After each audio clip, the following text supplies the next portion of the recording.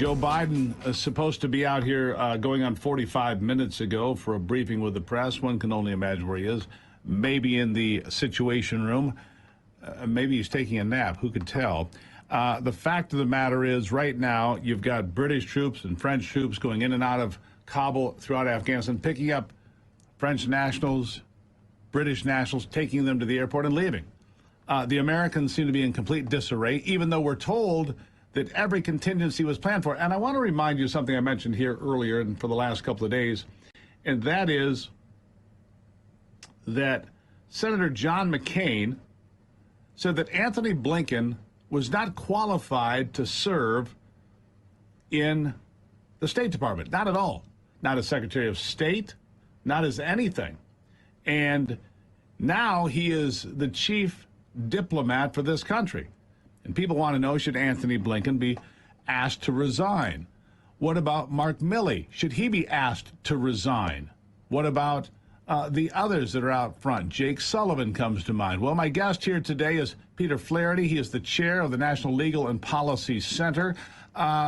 Peter, quite simply, this has been an abject failure on every level. It's been a failure of intelligence, a failure of execution, and a failure of leadership.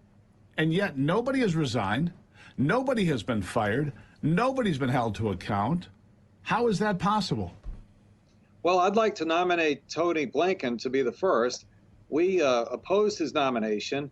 And since there's so much blame going around on this matter, I'd like to cast a little blame at Senate Republicans. We did get Rand Paul to campaign against Blinken's nomination when he was confirmed by the Senate, but many other Republican senators voted for Blinken. Why is Blinken so important here? Blinken was he was a managing director of the Biden Center at the ironically named Biden Center for Diplomacy and Global Engagement at the University of Pennsylvania. And while he was there, the center accepted $67 million from Chinese sources, $22 million of which were from unidentified Chinese sources. And since that time, we've been trying to find out where the money came from. The University of Pennsylvania has stonewalled. Blinken has stonewalled. And I think when you see what's happening in Iraq, in Afghanistan, one of the big winners here is China. They're about to recognize the Taliban government. They're providing economic aid even before the Taliban took control. And China has a very strategic and deliberate program around the world of sewing up critical minerals, rare earth elements. They're the only people in the world that can really process these materials. And, you know, the Taliban doesn't know how to mine. They know how to take over a country, but they don't know how to run mines, but the Chinese do. And so Right. We believe that Tony Blinken has had a blind spot when it comes to situations that may benefit China at our expense. And the president has been poorly served by Blinken, although when it comes to Afghanistan, admittedly, ultimate blame resides with President Biden. Well, sure, a failure of leadership from the top right on down, but the Belt and Road Initiative opening was $62 billion, and you point out some important things here, Peter.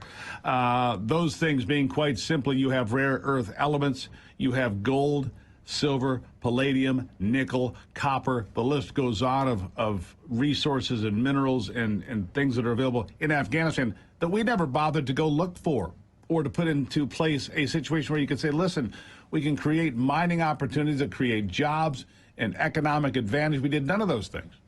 We were there for 20 years.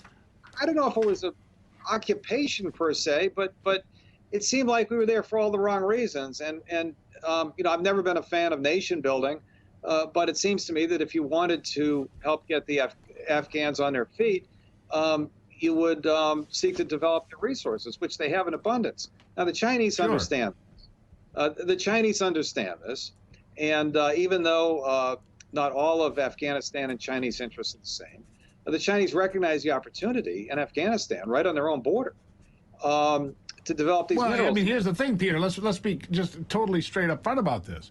In the emerging technologies, battery technology, artificial intelligence, all of those things that I just named are critical components of all of this. And China's going straight for it. Their beeline, as we leave, and the Taliban arms up on tens of billions of dollars of American arms, 2,000 military vehicles, 600,000 weapons, 16,000 pairs of night vision goggles so they can defend what they're doing.